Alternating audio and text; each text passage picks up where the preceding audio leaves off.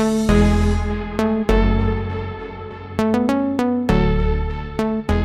Ajarn Mieder, and today we're going to learn how to sound the word leaf.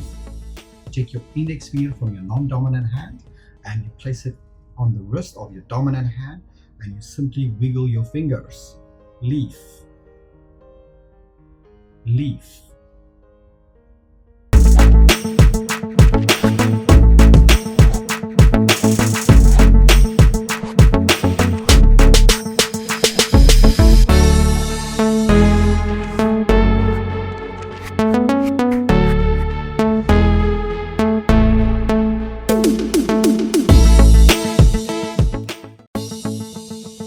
Check out these other great videos from Ajarn Mieder and be sure to subscribe and ring the bell to be notified about our latest videos.